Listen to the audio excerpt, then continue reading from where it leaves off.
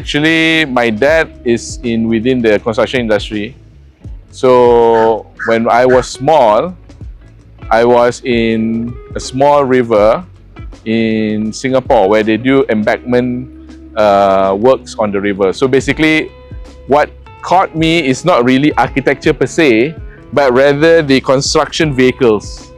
You know, the construction vehicles working together in this orchestra, trying to build something super refined, which is ultimately the building. But you can see in construction there's a duality.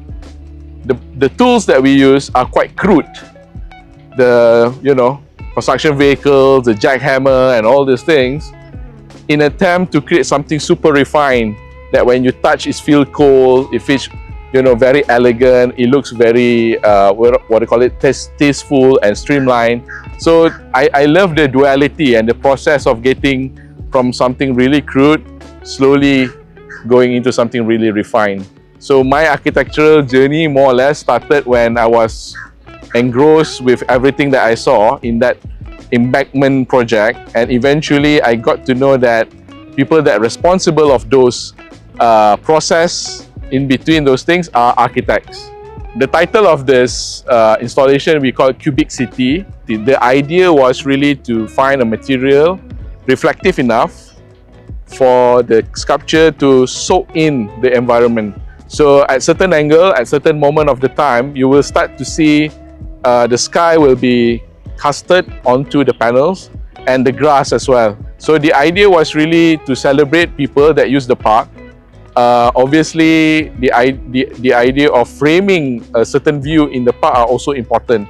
So in this particular locality, we have two main urban park, which is KLCC Park, obviously, that everyone dear and love.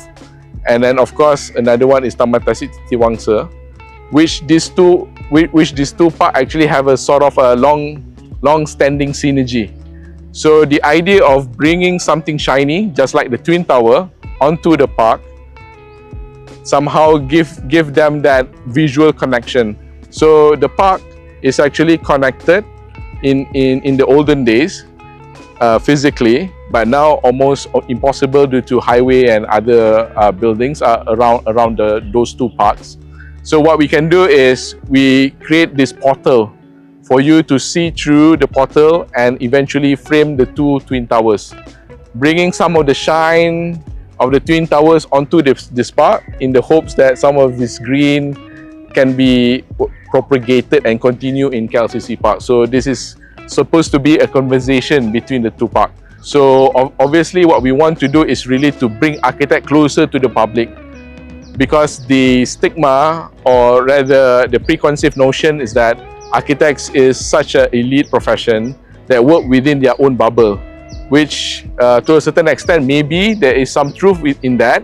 So by showing the public what architects actually do, to a certain extent at the same time contribute a content to the City Hall, we hope we can somehow start that conversation. So this particular installation are designed with minimal waste in mind. So if you look at it, even though there are a little bit of cuts, but the actual material panel is still maintained and we do minimal wastage. So that's one round of looking at things. Second envelope of sustainability is of course the material selection.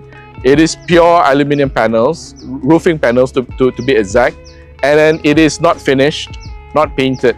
So as good as your canned aluminium drinks that can be recycled afterwards, but even better, without the graphics on top.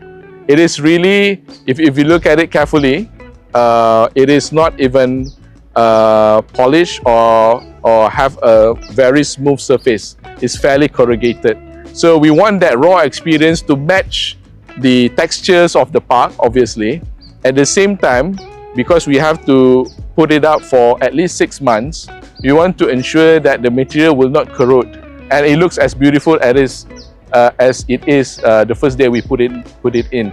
So the idea was to show to people at the end of everything that you do, actually there's always a sustainable option that doesn't have to sacrifice the cost or rather the aesthetic. you know, it's an irony, the fact that AI can generate things that beyond what is humanly capable within the same time frame. Few seconds, one image, few seconds, one image. But the irony is that the AI is not a sentient being. It's not actually aware of the surrounding or the scenarios. You have to key in and tell them it is like this, it is like that. I always say to my staff, you need to work on your compass, you need to work on your eye. You know, compass to tell you which one is good, which one is bad, which one is beautiful, which one is not. And then the eye for you to somehow help absorb the environment, for you then again to use the compass, then finally deciding on what to design.